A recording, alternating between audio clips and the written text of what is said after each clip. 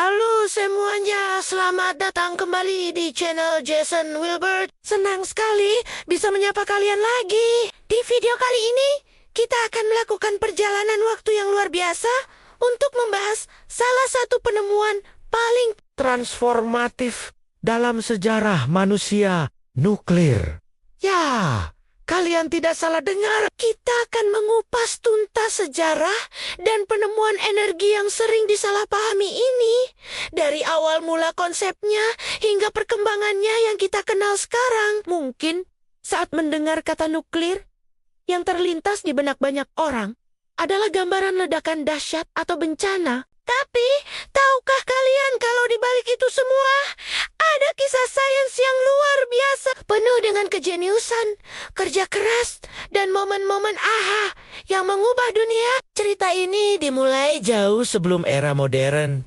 Bahkan, sebelum kita tahu apa itu atom. Semuanya berawal dari rasa penasaran para filsuf Yunani kuno seperti Demokritus sekitar 2500 tahun yang lalu. Merekalah yang pertama kali mencetuskan ide tentang atomos, yang berarti tak terpotong. Mereka membayangkan bahwa jika kita terus membelah materi menjadi bagian yang lebih kecil dan lebih kecil lagi, pada akhirnya kita akan sampai pada satu partikel dasar yang tidak bisa dibagi lagi. Konsep ini, meskipun masih berupa filosofi, menjadi fondasi awal bagi pemahaman kita tentang materi. Lompat ke akhir abad ke-19, sains mulai berkembang pesat. Pada tahun 1896, seorang fisikawan Prancis bernama Henri Becquerel secara tidak sengaja menemukan sesuatu yang aneh. Saat sedang meneliti garam uranium, ia menemukan bahwa senyawa itu memancarkan sejenis energi misterius yang bisa menembus kertas hitam dan menghitamkan pelat fotografi, bahkan tanpa adanya cahaya matahari. Fenomena ini kemudian ia sebut sebagai radioaktivitas. Penemuan Becquerel ini membuka sebuah pintu baru yang belum pernah terbayangkan sebelumnya. Penemuan ini kemudian menarik perhatian pasangan ilmuwan yang sangat brilian, Marie dan Pierre Curie.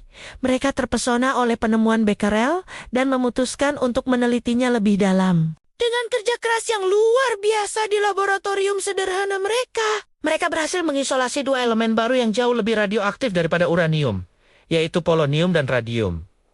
Marie Curie bahkan yang menciptakan istilah radioaktivitas. Berkat penelitian mereka, kita jadi tahu bahwa radiasi bukanlah fenomena yang hanya dimiliki uranium, melainkan sifat dari atom itu sendiri.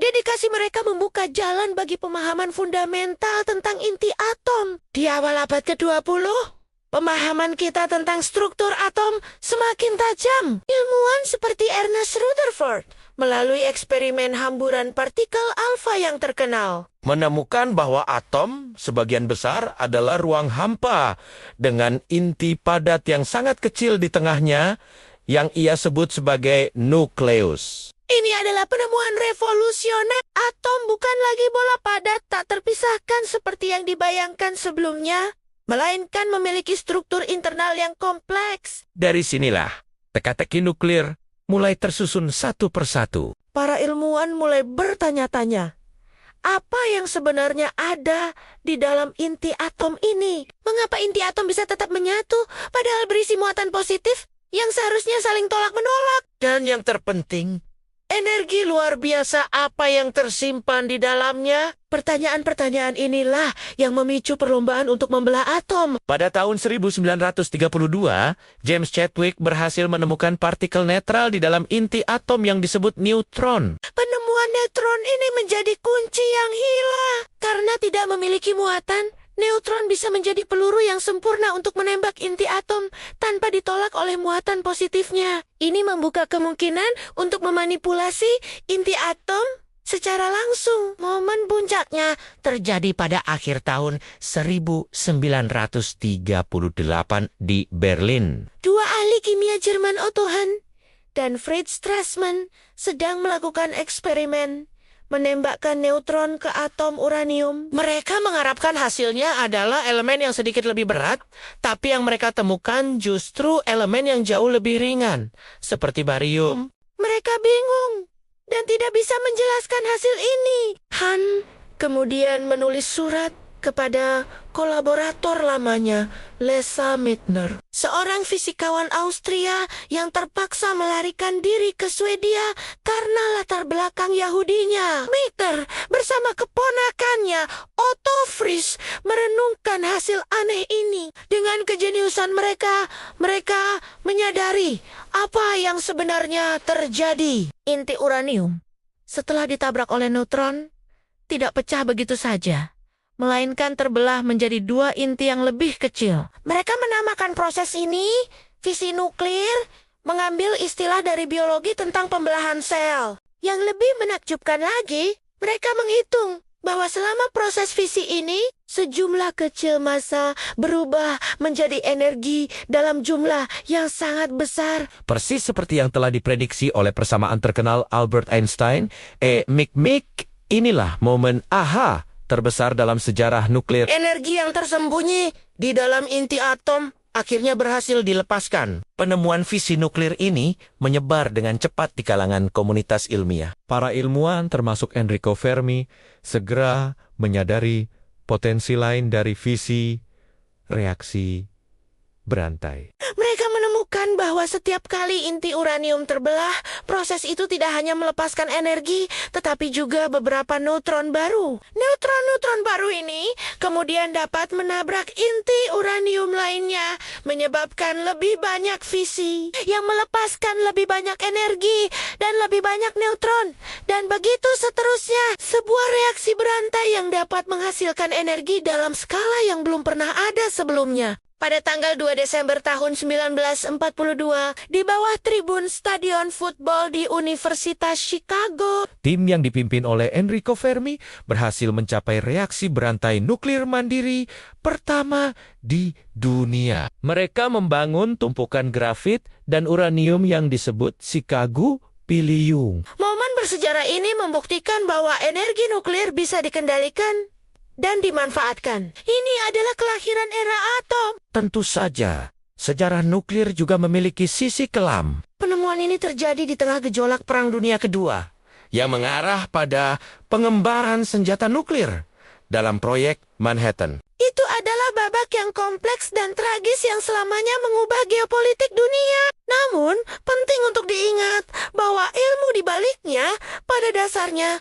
netral. Seperti api, energi nuklir bisa digunakan untuk menghancurkan, tetapi juga bisa digunakan untuk membangun. Setelah perang, fokus beralih ke penggunaan damai energi nuklir. Pada tahun 1951 di Amerika Serikat, untuk pertama kalinya, listrik dihasilkan dari reaktor nuklir yang cukup untuk menyalakan 4 bola lampu. 3 tahun kemudian, di Apninsk, Uni Soviet, pembangkit listrik tenaga nuklir PLTN pertama di dunia mulai terhubung ke jaringan listrik, menandai era baru dalam produksi energi. Sejak saat itu, teknologi nuklir terus berkembang. PLTN telah menjadi sumber energi rendah karbon yang signifikan di banyak negara, membantu mengurangi ketergantungan pada bahan bakar fosil dan melawan perubahan iklim. Selain untuk listrik, teknologi nuklir juga digunakan secara luas di berbagai bidang lain. Dalam kedokteran, isotop radioaktif digunakan untuk diagnosis penyakit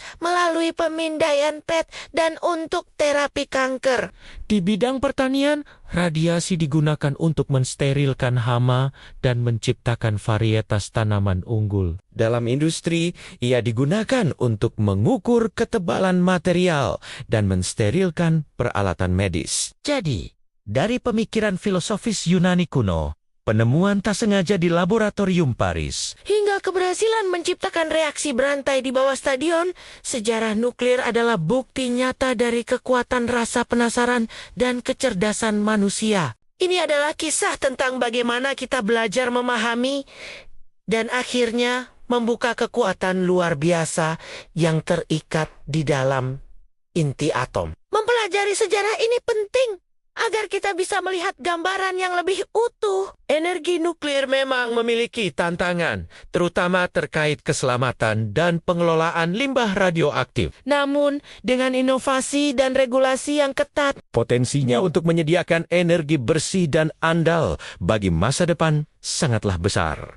Itulah perjalanan singkat kita menelusuri sejarah dan penemuan nuklir. Semoga video ini memberikan wawasan baru dan membuat kalian lebih memahami salah satu penemuan paling berpengaruh dalam peradaban kita. Dunia sains itu penuh dengan cerita menarik dan ini hanyalah salah satunya. Terima kasih banyak sudah menonton sampai akhir. Jika kalian suka dengan konten seperti ini dan ingin tahu lebih banyak tentang dunia sains dan teknologi, jangan lupa untuk menekan tombol like, bagikan video ini ke teman-teman kalian, dan yang paling penting, subscribe channel Jason Wilbert agar tidak ketinggalan video-video seru berikutnya. Tulis juga di kolom komentar topik apa lagi yang ingin kalian kita bahas bersama. Sampai jumpa di video selanjutnya.